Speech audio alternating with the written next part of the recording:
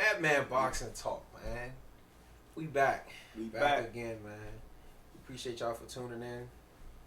Make sure y'all subscribe, hit the like button, hate, comment, all that good shit, man. Wilder Fury again, man. We back on it. The build up. Last week, Brandon, you asked me a question. How can you beat Deontay Wilder? How do you get inside? You must have been thinking about this. I was thinking about it. And I'm going to tell you how you beat him. How you beat him? Reckless abandonment. Get your head knocked off. You got to go into that fight with the mindset that you are not going to get knocked out. You can't worry about that shit. You can't. Can't worry about his right hand. Because you can take the shot. You can take the shot mentally. If you mentally say, I'm going to take this fucking shot, you'll take the shot. Go through with it. It's not about, okay. So you I know that shit sound crazy, but you mentally tell yourself that you can take the shot, but when do you know that the shot is coming? You got to know that the shot is coming to mentally prepare for it, right? Well, first of all, see the dynamics of Tyson Fury, because he's bigger than Deontay Wilder. I would say a shorter fighter could move head movement. Yeah, but we talking about Tyson Fury. What can Tyson Fury do? What can Tyson Fury do? I don't think Tyson Fury can fight him inside. I don't think Deontay Wilder. I haven't seen Deontay Wilder really, well, again, in a firefight, but I just don't see Tyson Fury being able to get to a place, because his arms are long too. So he's putting himself at a disadvantage by closing the distance. I think, yeah, as y'all said, he has to fight Deontay Wilder from a distance and try to keep Deontay Wilder at the end of his punches. That's the only way I think he can win that fight. I don't think he can win that fight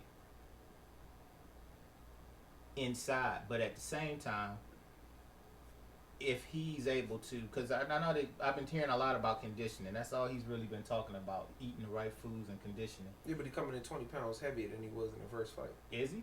That's what he said. He don't look it. You look at me. You look heavier than you? He said he coming in 20 pounds heavy? He said he's 270. He looks to be coming in around 270.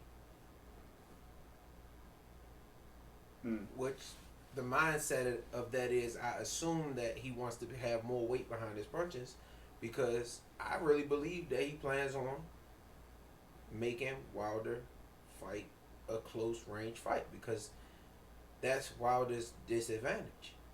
Wilder's not a great inside fighter. He's not a good inside fighter.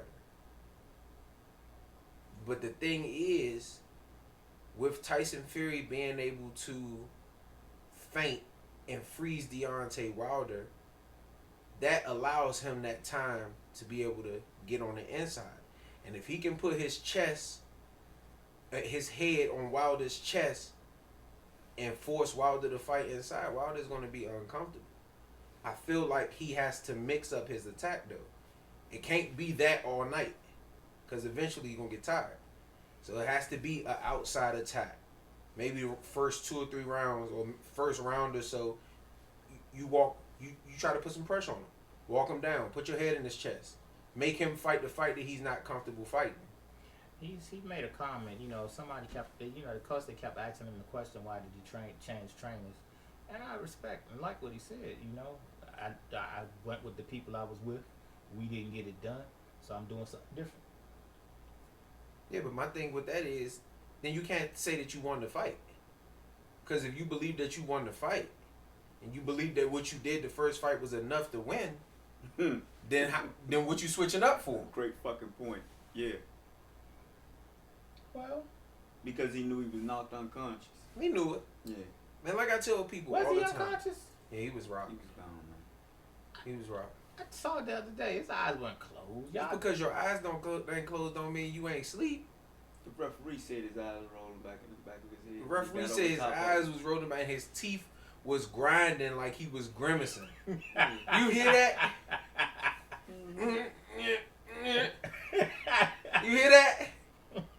And then when like you said, when he got over his face and said, "Wake up!" Exactly. Yep, wake up. You can see him like jump. You can see it's like he like, okay, I'm back. And then he like look, He saw 7. He rolled over. He got up, put his hands on his shoulder. The man was out, whether his eyes was closed or not. My grandfather used to sleep with his damn eyes open. Motherfucker was asleep though. But when I kept, this week. I remember when we walked out of the Luis Ortiz fight, and everybody was talking, and guy said Tommy Hearns. He said this is who this is just a bigger version of Tommy Hearns. And the reason I say reckless abandonment is because that was the only way, Ray. Out of the 60-something fights that Tommy Hearns fought, only 3 people beat him. 4. Mm-hmm. 4 people beat him, mm-hmm. but 3 count. Barkley, Hagler, and Ray. Mm-hmm. And they just had to say, listen, if he hit me, he hit me, but all right, so let me ask I gotta you this. do what I gotta do. Let me ask you this. Those people that tried the reckless abandonment tactic, right? Mm-hmm. The Barkley, Mm-hmm. Ray Leonard, Mm-hmm. and Marvin Hagler, right? Mm-hmm. What type of condition, what type of shape was those guys in? Oh, they were in excellent shape. Their conditioning probably was the other reason why they outlasted Tommy Hearns. But I think the only person really that went reckless abandon was Hagler. Yeah, man. he went crazy. You don't think Ray went reckless abandon in that first fight? No. Eventually, I think Ray end. started to walk him down. That's not without reckless. Like, okay, I see Tommy on the Reckless bicycle. abandonment is Tyson. Yeah. Yeah. Mike Tyson. Well, Mike, he bobbing and weaving, so he know what he doing. But it's still reckless, yeah. like a rabid pit bull, like a dog. Marvin threw everything to the wind and Yeah. just said it's a war. See, and Tommy wasn't boxing Marvin; he was fighting Marvin. Right. You notice Ray didn't come after Tommy till Tommy started boxing, But because Tommy started getting his ass beat. Mm-hmm. Because when Ray hurt him, then Tommy got on his bicycle Mm-hmm. and said, "Oh yeah, I can do this." Mm-hmm. Yeah, then Ray had to go after. He had to. Yeah. But that proves the point. Yeah. Tyson Fury has to make Wilder uncomfortable. You see what I'm saying? Yeah. Like it's like allowing Steph Curry to stand at the 3-point line and shoot uncontested threes. Motherfucker gonna hit 90% of the motherfuckers. But you gotta do something to put some type of pressure on Wilder. Take him off the rhythm. More you just sit there and try to box from a distance, especially now, because as you can see in his rematches, I don't know what the fuck he going back and looking at and seeing where he fucked up at, but the rematches are flawless. Well, I'm gonna tell you what's happening with Deontay Wilder. What I believe is happening with Deontay Wilder. You gotta understand that Deontay Wilder walked into a gym at 19 years old. Mm-hmm. And You're seeing this upswing now. Mm-hmm. That's what you're seeing. Mm-hmm. That's what the hell you're seeing. The more this guy trains, you're starting to see the upswing. He has an educated right hand now, which Mm-hmm. makes him dangerous as fuck. Yeah, I looked at a show. Shout out to Showbiz the Adult. I looked at Showbiz the Adult today. He had like a live stream, talking about the Joe Joyce and the Daniel Dubois fight. Mm-hmm. And of course, people gonna talk about Wilder when the heavyweights and stuff come up. And they were saying that Wilder's not fighting the best, and he was saying how he's fighting the best heavyweight in the world, the number 1 ranked heavyweight in the world. Exactly. And he was saying, see what people, y'all are so used to what happened that y'all not paying attention to what's happening. Right. And y'all looking at Windmill Wilder, but y'all not realizing that he's improving with each fight. Oh yeah. That's And what I'm talking about. Yep. it's just like you said, you go in the gym and because you done sparred before, it's easy to go in the gym and hit the pads and look sharp. It's a difference once it's a body in front of you.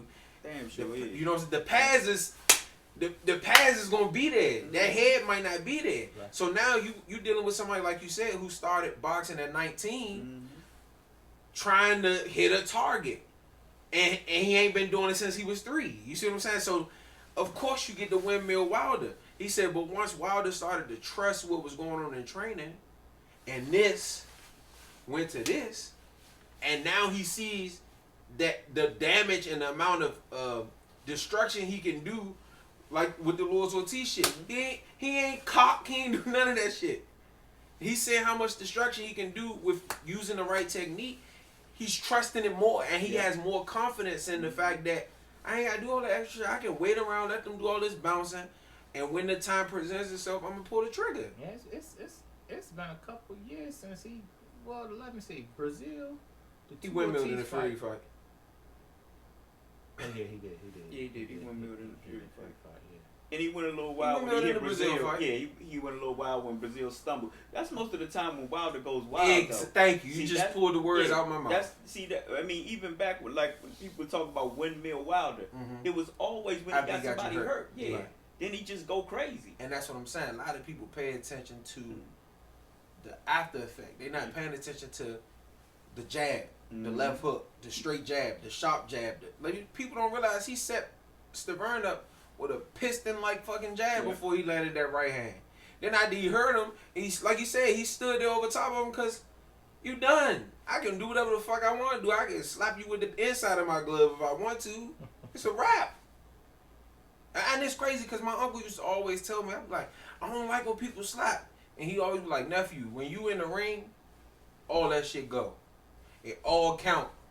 You know what I'm saying? Because you adding up points. A lot of people don't realize it's a point system. Fortunately for Wilder, that motherfucker got the ability to allow rounds and points to slip by because he waiting for a specific time to let that shotgun go. You writing all that shit on the chalkboard and he got the eraser. Yeah. He erased all that shit. That right here. Watch this. Even if you use a Sharpie. Exactly. Yep. That motherfucker is coming up off the board. It's coming up off the board. Y'all don't think it's nothing that they doing in Detroit that's gonna make a difference? I think, like I said, Tyson Fury has, just like I said about Harrison versus Charlo. You have to do stuff to where as though you make Wilder uncomfortable. So like I said, if Tyson Fury can use his triple, quadruple feints to get within the range of the right hand, because once you pass here, Wilder's right hand is no more good. You know what I'm saying? Because now, because his arms are so long, he's a slappy puncher. And as with Tyson Fury, you can deal with that. You put your head on his chest, he can't punch like this. You're not generating no power. Like if you go back and look at the Wallin fight, when he got his eye cut, he started to grind. He started to put his head on your chest, and he knows how to fight. He knows how to dig the body. He has to do that. I need to watch that fight then. He has to do that, and he has to mix it up from the outside. And then once you get Wilder behind 7, 8 rounds, he has no choice but, I don't give a fuck how much patience you say.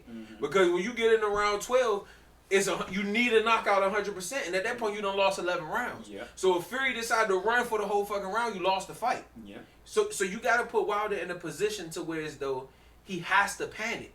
But if you start fucking up in round 5 and you start making mistakes in round 6, he got 6 more rounds for you to fuck up. But that's it, man. Batman Boxing Talk. I don't even know what the hell to say, man. We out. Like, comment, subscribe. Subscribe. Man. All that good stuff. We out, man.